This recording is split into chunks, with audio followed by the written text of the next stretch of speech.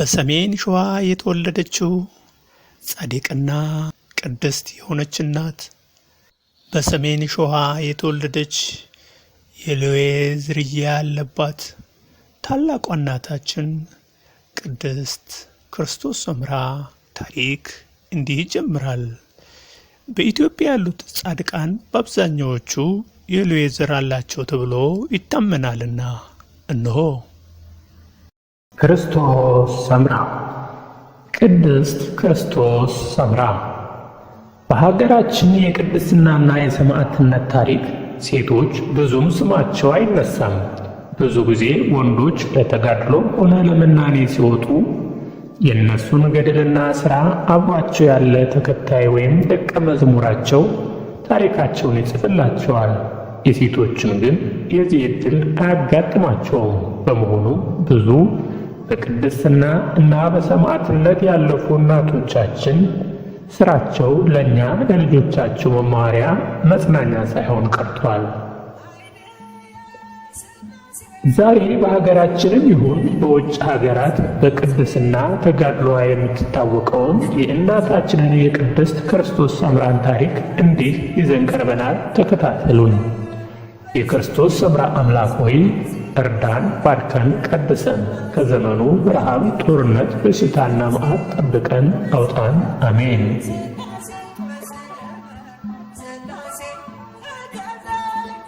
የቅድስት ክርስቶስ ሰምራ የቅድስናና አማላጅነቷና በረከቷ ከሁላችን ጋር ይሁን። በረከቷ አይለየን። አሜን። የእናታችን የክርስቶስ ሰምራ ገድል። ክርስቶስ ሰምራ የተወለደችው በሰሜን ሸዋ ቡልጋ ልዩ ስሙ ቅዱስ ጌዬ በተባለ ቦታ ሲሆን በጊዜው ባላባት ከሚባል ቤተሰብ የተወለደች ነች። አባቷ ደረሳኔ እናቷም እለኔ ይባላሉ። እግዚአብሔርን የሚፈሩ ደጋግ፣ በሃይማኖት የጸኑ፣ በበጎ ምግባር የከበሩ ነበሩና ይህችን በእግዚአብሔር የተመረጠችና የከበረች ልጅ ከወለዱ በኋላ በሥርዓት አሳድገው የእግዚአብሔርን ትእዛዝ ብሉይና ሐዲሳትን አስተማሯት። ዕድሜዋ ለአቅመ ሔዋን ስትደርስም የመሳፍንት ልጅ ነችና ለባላባቱ ለኢየሱስ ሞዓ ልጅ ሰምረ ጊዮርጊስ ለሚባል ሰው አጋቧት። እሷም 10 ወንዶችና 2 ሴት ልጆችን ወልዳ በሥርዓት አስተምራ አሳደገቻቸው። እንግዲህ እናታችን ቅድስት ክርስቶስ ሰምራ የተወለደችው ሀገረ ማርያም ቡልጋ ቅዱስ የሚባል አካባቢ ነው። ቅዱስ የሚባለው ይህንን ይዞ ይሄ የኖረችበት ነው። ከዚች 4 ኪሎ ሜትር ደግሞ ወደ ታች ወደ ቆላ ሄደን ደግሞ የተወለደችበት ቦታ አለ። ልዩ ስሙ ጥጥ ምድር ይባላል እና እዛ ቦታ ተወለደች። ክርስትና የተነሳችበት ደግሞ ከላይ ቤተክርስቲያን እናታችን ቅድስት ድንግል ማርያም አለ። እዛ ክርስትና ተነስታ እንግዲህ በእናት አባቷ ቤት በእግዚአብሔርና በሰው ፊት ጸጋ ሞገስን ተቆናጽፋ አደገች። እናትና አባቷ እንግዲህ አባቷ ደረሳኒ ይባላል፣ እናቷ እሌኒ ትባላለች። እንግዲህ እናታችን ቅድስት ክርስቶስ ሰምራ ያው እናትና አባቷ ቤት እዚህ ታች ቆላው ላይ እናትና አባቷ ቤት ለአቅመ ሔዋን እስከምትደርስ ድረስ 15 ዓመት እስከሆነ ድረስ እዛ ቆየች። በመጨረሻም ለመስፍኑ ኢየሱስ ሞዓ የሚባል ልጁ ሰምረ ጊዮርጊስ ለሚባል ለሰምረ ጊዮርጊስ በ15 ዓመቷ ተዳረች። በዘመኑ አፄ ገብረ መስቀል የሚባል ደግ ንጉሥ ነበር እና ዝናዋን ሰምቶ አትርሽኝ ብሎ 272 ሴትና ወንዶች አገልጋይ ላከላት። ይህማ ከንቱ ውዳሴ ሊሆንብኝ አይደለም? መጽሐፍ ቢሆን ይነበብ ይጸለይበት፣ ገንዘብ ቢሆን ይመጸወት ነበር ብላ ወደ እግዚአብሔር አመለከተች። በዚህም ሰዓት ቅዱስ ሚካኤል እንደ ፀሐይ እያበራ መጥቶ የተወደድሽ ክርስቶስ ሰምራ ሆይ እንዴት ነሽ? እግዚአብሔር በቸርነቱ የሰጠሽን ሀብትስ አንቺ ተመገቢ ብሎ ሰጣት። እሷም ተቀብላ ፈጣሪዋን አመስግና ተመገበች። ከተመገበችም በኋላ መንፈስ ቅዱስ በሰውነቷ ሞላባት። በዚህም የተነሳ ብዙ ዘመን እህል ውሃ ሳትቀምስ ቆየች። ቅዱስ ሚካኤልም ከእንግዲህ የእግዚአብሔር በረከት ከአንቺ ጋር ይሁን፣ በስሜም ቤተ ክርስቲያን ስሪ ብሎ ባርኳት ሄደ። እሷ እርሷም የአደገኛ ንጉሥ የሰጣትን አገልጋዮች ቤተ ክርስቲያን ስሩ፣ አጸድ ትከሉ አለቻቸው። እነሱም ቤተ ክርስቲያን ሰሩ፣ አጸዱንም ተከሉ። ሥራውም ካበቃ በኋላ ታቦተ ሚካኤልን አስገባች። ለእሷም በሰው ልጅ እጅ ያልተቀረጸ ኅብሩ የማይታወቅ ወንበር አምጥቶ እንቺ አስቀድሽበት ብሎ ሰጣት። ከዚህ በኋላ እሷም እግዚአብሔርን እያመሰገነች ስትኖር አንድ ቀን የአደገኛ ንጉሥ ከሰጣት ሴት አገልጋይ እርኩስ መንፈስ የተጠናወጣት ነበረችና ከክፋቷ እንድትመለስ ብትመክራት በጎነትን አልፈቀደችምና አዘነችባት። በዚህም የተነሳ አገልጋያ ሞተች።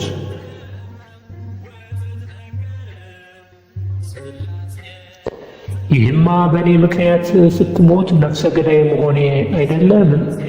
ፈጣሪ ቸርነትን ሥራ ስራልኝ ብላ አለቀሰች። ቤተሰቦቿም መጥተው የሞተችው አገልጋይ ከሞት ተነሳች ብለው ነገሯት። እናታችን ክርስቶስ ሰምራም ከሞትሽ በኋላ ማን አነሳሽ ስትላት አምላከ ክርስቶስ ሰምራ አስነሳኝ አለቻት።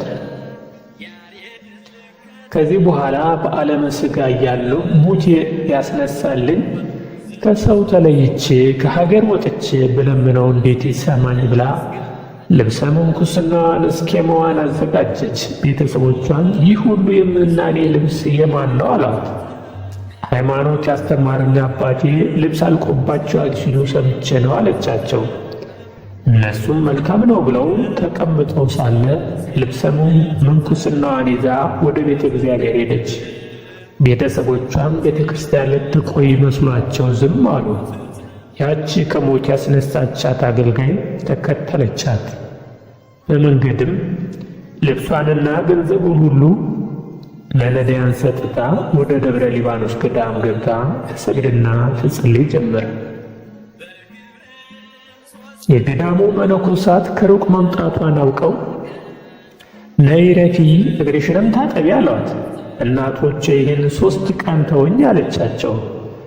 እሷም ሌት ከቀን በጾም በጸሎት ስትሰግድ ሕፃን ልጁ ምረር ብሎ ሲያለቅስ በሰማች ጊዜ ይህን የሥላሴ ፍጡር እስኪ አውርደሽ አምጪው አለቻት። አገልጋያም አውርዳ ሰጠቻት። እርሷም ተቀምጣ ስታጠባ መነኮሳቱ አይተው ምነው እንደዚህ ያለ ነገር አደረገች ብለው አሟት። እሷ ግን በጾም በጸሎት ስትሰግድና ስትወድቅ ስትነሳ አደረች።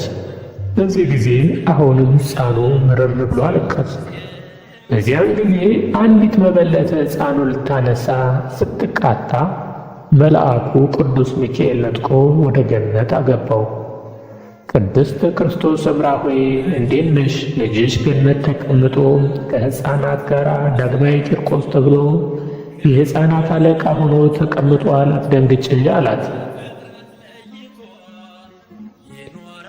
ይህን ተናግሯት በኮከብ ተመስሎ ወደ በጌ ምድር ወሰዳት።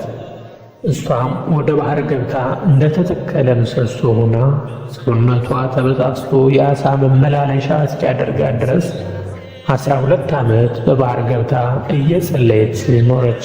ከዚህ በኋላ ጌታ መጥቶ ቃል ኪዳን ገባላት።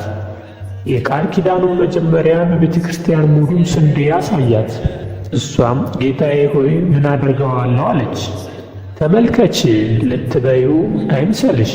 አንዲት የስንዴ ፍሬ ከምድር ወድቃ ብዙ ፍሬ ሆና እንደምትነሳ አንቺም በመንግሥተ ሰማያት ብዙ ነፍሳት ይዘሽ ለመግባትሽ ምሳሌ ነው አላት። እናታችን ክርስቶስ ሰምራ በምን ሥራዬ ነው ይህን ሁሉ ቃል ኪዳን የሰጠኸኝ አለች። የዚህን ዓለም ንብረትሽን ንቀሽ ልጆችሽን እናትና አባትሽን ጥለሽ ስለወጣሽ ነው ብሎ ተሰወረ። እሷም እስከ 3 ቀን በባሕር ውስጥ ቆማ ስለ ዓለሙ ሁሉ ኃጢአት እያዘነች እያለቀሰች ስትጸልይ ጌታ ቅዱስ ሚካኤልን፣ ቅዱስ ገብርኤል፣ ቅዱስ ሩፋኤልና እናቱን ቅድስተ ማርያምን አስከትሎ ክርስቶስ ሰምራ ሆይ ቀድሞ ቅዱስ ሚካኤልን እንዲረዳሽ ሰጥቼሽ ነበር። አሁን እንዲህ ሁሉ ረዳት ይሁንሽ። እናቴ ጠላት ድል ትነሽ ዘንድ እናት ትሁንሽ፣ እኔን እንዳቀፈችን ትቀፍሽ አላት። እመቤታችንም ልጄ ወዳጄ ክርስቶስ ሰምራ በአንተና በቅዱስ ሚካኤል ላይ ፍቅሯ የጸና ነው ብላ ስትናገር ክርስቶስ ሰምራ በፊቷ ከምድር ወደቀች። እመቤታችንም የልጄ ወዳጄ የነፍስ ሁሉ አማላጅ ብላ አነሳቻት፣ አቀፈቻት። ልጄ ያዘዝንሽን ፈጸምኩልሽ፣ ከእንግዲህ እግዚአብሔር አይለይሽ ብላ ባረከቻት። ከዚህ በኋላ በሀገሩ ሁሉ 3 ዓመት ረሃብና ድርቅ ገብቶ ሰው ሁሉ ወድቆ አሞራ ሲጫወትበት አይታ አዘነች። አቤቱ ጌታዬ ይህን ዓለም ለምን ፈጠርከው? እንዲህ አላፊ ጠፊ ከሆነ ቢቀር አይሻለንም ነበር?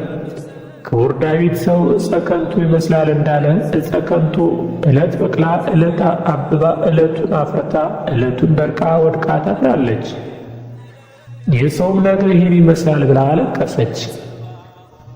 በዚህ ጊዜ ወዳጄ ክርስቶስ ሰምራ ሆይ አዳም ከነልጆቹ ከሠራው ኃጢአትና እኔ በዕለት ዓርብ ከተቀበልኩት 13 ሕማማተ መስቀል ይህንን በልብሽ ብትመዝኚው ወደ ማን ያደላል ይመስልሻል ቢላት መልስ ለመስጠት ተሳናት። መሳፍንት ስለነበሩ እነሱ ደግሞ ከዚህ ከአካባቢ ከምታዩት ሁሉ ደግሞ የተሻለ ደላላና የተመቸ ቦታ ይሄ ስለነበረ እዚች ቤተክርስቲያን ያለው ቦታ ላይ አምጥቶ እዚህ እናታችን ቅድስት ክርስቶስ ሰምራን በትዳር ሕይወት እዚህ ያስቀመጣት እና እናታችን ቅድስት ክርስቶስ ሰምራ እዚህ ላይ እንግዲህ 12 ልጆቿን የወለደችበት የመጀመሪያዋ እንግዲህ ተባቷንም በትናዋንም ከትዳሯ ጋር ሁለቱም አንዱ አንዱን ሳያግድባት ቅድስናውን ከትዳር ጋር አሁን ደግሞ ከቅድስና ጋር ሁለቱን አስተባብራ ይዛ የኖረችበት እዚህ ቦታ ላይ እንግዲህ ለ331 ዓመት እዚች ግቢ ውስጥ ኖራለች እናታችን ቅድስት ክርስቶስ ሰምራ። ጤና ይስጥልኝ። ሰላም ዋሉ። የየካ ሚካኤል ቤተክርስቲያን የሚያሰራው ህንፃ ቤተ ሰሊሆም አጠቃላይ ሆስፒታል አካውንቱ 1,076,40,87 ከዚህ በኋላ አቤቱ ፈጣሪ እኔን ባሪያህን ከክፉ ነገር ሰውረኸኛልና ዲያብሎስንም ትምረው ዘንድ እለምንሃለሁ። ይኸውም ወድጄው አይደለም፣ ስለ አዳምና ለልጆቹ ስለ 70 ዓለም ሥጋቸው ሥጋዬ ስለሆነ እንዳያስታቸው ክፉ ሥራ እንዳያሰራቸው ብዬ ነው ማረልኝ ማለቴ አለች። ያን ጊዜ ኢየሱስ ክርስቶስም ወዳጄ ክርስቶስ ሰምራ ሆይ ሌሎቹ ካንቺ በፊትም ካንቺ በኋላም ሊመጡ ያለመኑኝን እጹብ ድንቅ ልመና ለመንሽኝ ብሎ ቅዱስ ሚካኤልን ወዳጄ ክርስቶስ ሰምራ ዲያብሎስን ማረልኝ ብላ ለመነችኝ፣ እሺ ካላት ታመጣው ዘንድ ውሰዳት አለው። ቅዱስ ሚካኤልም እሺ ብሎ እጅ ነሳና ሰይፍ ቁጣውን መዞ ወሰዳት። እሷም ከቅዱስ ሚካኤል ፊት ለፊት እየመራች ከሲኦል አፋፍ በደረሰች ጊዜ ክቡራን አድማጮቻችን፣ ቤተሰቦቻችን የእናታችን የክርስቶስ ሰምራ ክፍል 1 ታሪክ በዚህ እናጠናቅቃለን። በቀጣዩ ጊዜ እስክንገናኝ ድረስ ሰላም ሁኑ። ክቡራን ቤተሰቦቻችን ቤተሰብ እንሁን። የክርስቶስ ሰምራ አምላክ ሆይ እርዳን፣ ባርከን፣ ቀድሰን፣ ከዘመኑ ረሃብ፣ ጦርነት፣ በሽታ እና መዓት ጠብቀን አውጣን። የክርስቶስ ሰምራ አምላክ ሆይ ባርከን፣ ቀድሰን። ክቡራን ቤተሰቦቻችን ሰላም ሁኑ። በሚቀጥለው እስክንገናኝ ድረስ መልካም ጊዜ። መስቀል ኃይላችን ነው። መስቀል ኃይል ነው። ጤና ይስጥልኝ። ሰላም ዋሉ። የየካ ሚካኤል ቤተክርስቲያን የሚያሰራው ህንፃ ቤተ ሰሊሆም አጠቃላይ ሆስፒታል አካውንቱ 1,076,40,87 ወይም 10,010,81,56,42 ቤተ ሰሊሆም አጠቃላይ ሆስፒታል የካ ሚካኤል በ405 ሚሊዮን ብር የሚገነባው የካ ሚካኤል ቤተ ሰሊሆም አጠቃላይ ሆስፒታል እንገንባ። የሚሆን የአብ ቃል የማኅየዊ መንፈስ ቅዱስን ቃል ከሰማያት የወረደ የሕይወት ርስት አንተ ነህ። ስለ ዓለም ሁሉ መዳን ነውር የሌለበት መሥዋዕት የምትሆን መናገርን አስቀደም።